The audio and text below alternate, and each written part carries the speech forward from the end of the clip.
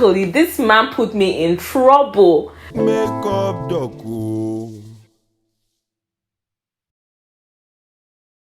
Welcome back to my YouTube channel, guys. Today I'll be talking about how I met my fiance. My last 3 videos I talked about like my long distance relationship with him. It was for 7 years, and a lot of people were asking, oh, how did you meet him? What is the story? So I'm just here to give you guys the detail about how I met my mister by the grace of God. So I went to a co-ed boarding school, which basically means that it was boarding school with males and females. I went to the school from GS1 to SS4, which is basically like 7th grade to 12th grade American high school standard. Those years actually had like some of my best memories. I mean, up till now, like, I know when people hear boarding school, they think of so many horrible things, but like boarding school in Nigeria was very different. And it was actually nice. I mean, now that I look back at it, it was nice to like have all those memories and experiences. So the first time I actually remember knowing my fiance or getting to know who he even was I was in GS1 and he was 2 years ahead of me. So he was in GS3, which is I was in 7th grade and he was in 9th grade. And I remember there was news going around that a senior had lost his dad and he was going home. Well, I didn't know who he was, so I was asking, I was like, which senior, because it was kind of a sad thing, for someone to lose their parent when in school. So I was just asking, I was like, who lost their parent and all of their dad and all that. And then someone was like, oh, Senior Benji. I'm like, who is Senior Benji? At that time, I didn't really know him because I don't think he was like really into any like school activities like that I was also involved in. So I didn't really like mix with his circle or anything. Plus, I was a junior. I was in my GS1 and he was in GS3. So he was a senior boy to me, and I didn't have any business with anyone that was my classmate, basically. I just remember thinking how sad that must be and whatnot. Anyways, that passed, and then I remember like this was still during the time that he had gone home from boarding house because of the death and all of that. And then one of the housemasters in one of the church services on Sunday, because on Sunday we had church service, one of the housemasters was talking about Benjamin, and he was saying, oh, he plays the piano, he was so helpful during extension and different things like that. And I was just like, interesting. Like, so he also plays the piano. I may be in my weird headspace because I just think about so many things. I was like, I wonder if his dad must have impacted that, if his dad had taught him or something like that. So I was just like, interesting. And then that was literally like all I knew about him. Although when I was in GS1, his best friend in secondary school, like we used to like play a lot. I mean, we used to play like after the end, whenever we finish the exam, we'll play like catcher together. Oh my god, police and thief with like all the other guys and girls will just like have fun and play police and thief and all of that. The next time I remember having like an interaction with him was I was in GS3, so this was like 2 years after he had lost his dad. I had finished my WAEC, so basically in GS3, which is 9th grade, you take this big exam called your WAEC, and that is what determines if you're going to move to SS1 or if you're going to remain in GS3. And we had just finished the exam, so we're all celebrating because after you finish the big exam, you get to go home for a little bit and all of that. So I was getting ready to go home. We're just all like playing and just gisting because we didn't have any school work to do anymore. And then one of my friends, Somto, came and called me, and he was like, oh, Senior Benji's calling you. And in my mind then I was just like, hey God, a senior boy calling me, why? Like, what for? Because like as I said, I didn't really used to mix with anyone that didn't used to do any school activity with me. If you are not my classmate, I really like try to stay in my own lane, not about that life. I was trying to stay in my lane. and then I get called. So like my heart is racing. I'm like, hey God. Anyways, I went out, and then he like congratulated me for finishing my exam, asked me how I'm doing and all of that. And then like I just left. I can't remember how we closed up the conversation, but I know like it wasn't anything like substantial that was said. So I went back to my class, and in my head I felt like, because you know, like in secondary school, if you went to like a boarding house, you know that like all these senior boys used to make like all these stupid bets and all of that. So in my head I was like, did they like bet with him that he should come and talk to me, or like what exactly was it? So I was just like, well, anyways, it's done now. I'm back in my safe space. I'm back in my class, whatever. And I just moved on. We went home, and his classmates had to remain in school because they're doing this thing called extension. Because before you move on to the 12th grade, he was in 11th grade. Before you move on to 12th grade, you have to do an extension where you learn more, because in SS3, which is 12th grade, you write another big exam to graduate. So he was still in school for extension, and I had gone home, and it was my friend's birthday. I actually remember the day because she did it on her exact birthday. And I was just in her house. I was using like this Nokia phone. Oh my God. I was using this Nokia phone, you know, it's rang. Anyway, so like I don't even think I was with my phone. I think I left it, and my best friend picked it up for me or something. And so I picked up the phone, and I was like, hello, you know, who is this? And then he was like, it's Benjamin. And I was like, Benjamin who? Because I really wasn't expecting that someone would be calling me from school. And he said Benjamin, and he called his last name, and I was like, oh, hi, hello. And you know, he was asking how I'm doing, how am I enjoying my holiday. And I was like, how did you get my number? Like, that was my number one question, because I'm like, I don't understand who is over there spreading my number to, like, you know. Anyways, he was like, oh, it's a secret. I can't remember what he said. I just know he said, oh, he can't tell me and all of that. So I was just like, okay, whatever. It wasn't immediately, but like maybe a week after, like he texted me or something. Anyways, we started talking. I remember ranting to my sister one day. I was like, hey, I don't understand what this is. Like, I'm not, you know, like, I don't want to be friends with any senior boy. I just want to stick with my own classmates and all of that.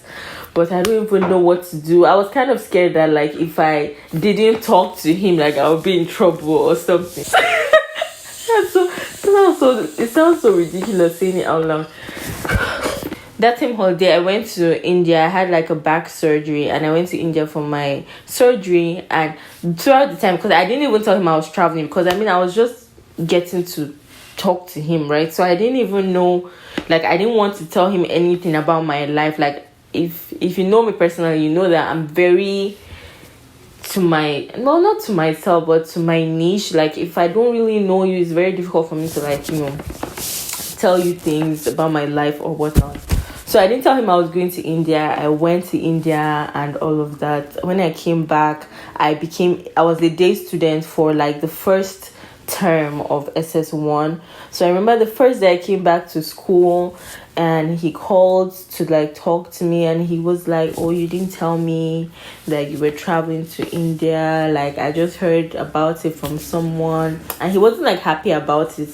He just kind of felt like, oh, like why didn't I tell him? And then we started like talking more, and then, you know, like I'll see him across the hall, and my heart's beating. You know, I liked talking to him because he was like, he listened a lot. Like, I mean, I'm a very big talkative. When you get to know me, I talk like a lot. But he was like more calm, more relaxed. And then he was sports prefect, and then he was kind of popular. So I was like, okay. Obviously misplaced priorities at that time, because I was just like, well, he cool. Yeah, I liked him, he liked me, but it wasn't like anything like, oh, we said we're dating or anything. I remember the day he was graduating. In my mind, he was going to leave me in that school to be all alone. I cried. Oh my God, I can't even believe that I cried. It was just weird. For his graduation week, we took a picture. And then he graduated, and then somehow that picture ended up resurfacing. His friend had posted a picture on Facebook and tagged it 7 hottest couples. Like, it was him, and then, you know, some other pairs of people. And then they were like, oh, they're going to suspend us. So basically, this man put me in trouble. It was just a lot, but to God be the glory. The God, as I said, would not put me to shame. Basically, what they ended up doing was telling our parents the day. So our parents came to pick us up the day we were meant to all go home for the holidays. And that day, my auntie came to pick me. And the principal called each of our parents into the office, or each of the people who came to pick us into the office, and gave them like this letter saying that, oh, we're in a relationship in school. I don't know if she showed like them the picture, but then she gave my auntie came out and she gave it to me, and she was like, do whatever you want with it. I said, you is the real one. You is what? The real one. Like, and up till now, like, that's my best auntie in this whole world, just because of that one fact. Look at how the Lord used her to work for my favor. Anyways, so she gave me the letter, and I kept it for a while, but then I tore it up and I threw it away. So he graduated, and then we tried to like still talk and be in contact with each other, but then it wasn't working. So I was just like, you know what, let's just like take some time out. We actually just, you know, called it quits. Like, we're just like, you know what, like, this whole thing's not working, let's just leave it to be. And so we left it. And then I remember one day I went to my cousin's house. My cousin goes to his church, so I spent the weekend at my cousin's house, and then we went to their church. And oh my God, I was doing everything to avoid him. Alas, as I was going out of the gates of the church, I just saw him there. I was like, oh my goodness. So he walked up to me to say hi, and that's all it was. It was just a hi. But I knew that I was looking flat. I remember the first time he started texting me again. I was now in SS3. It was one of our holidays. My cousin was getting married in Ilorin. So we went to Ilorin for her wedding. And then, like, I get a text. And I think he was like, hey, how are you? Or something like that. And I was like, won't you just let me be? What is it? So he sent me the message, me say if I do gra, and, you know, I started replying. You know, your girl had to form small. I started replying. And you know what's so funny? In secondary school, like in that same SS3, when I went back to school, his cousin was in that same school, and she came up to me and she was like, oh, she had a dream that I and Benjamin got married. And I was just like, be having dream. Joseph the dreamer. I'll share dreamers club. I was just like, interesting. Well, we'll see. And we just continued talking and all of that. And then I graduated, and then he asked me out, and I was like, no, I need to see that whatever this is, like, is leading to marriage. Because in my mind, my sister's first love was her husband. I'm like, my own first love too must be my husband. I'm not here to play no games. So I was like, no, you gotta, like, you know, prove to me that this is it. Like, you know, as I'm entering this thing, I'm not doing any, like, this is not for jokes. So if you know that you're not ready to date for marriage, please just, you know, give me some space to see clearly what's in front of me. So we just had to, like, give it some time, and we're just talking, and again being friendly, and he will visit and, like, you know, surprise me and all of that. And he was, like, really showing himself to be, like, consistent, patient. I mean, he was always patient, even, like, when we were still in secondary school. He was very nice, very patient. He had, like, good values, and you could tell. So that space that we gave each other to reunite was, like, amazing, because I could see how much we both had grown, and I could see that we had priorities that we had put in front of us, whether or not we're going to be in each other's life for the long run. I mean, I always tell people I had been praying for my future husband since like I can't even remember, maybe 7, 8, because every single time my dad would tell me like a marriage can literally make you or destroy you. So he will always tell us, like, even during the family altar is basically in the morning you come and you pray together as a family. In the morning when we read like devotionals about marriages or whatnot, he'll tell us pray for your future spouse. Like that would be one of the prayer points. So that prayer point I had always dwelt on. Like even in secondary school when we were friends, like I just used to tell God, I'm like, God, if this person is not meant for me, like somehow take him away. Like and when we decided to move on to our relationship,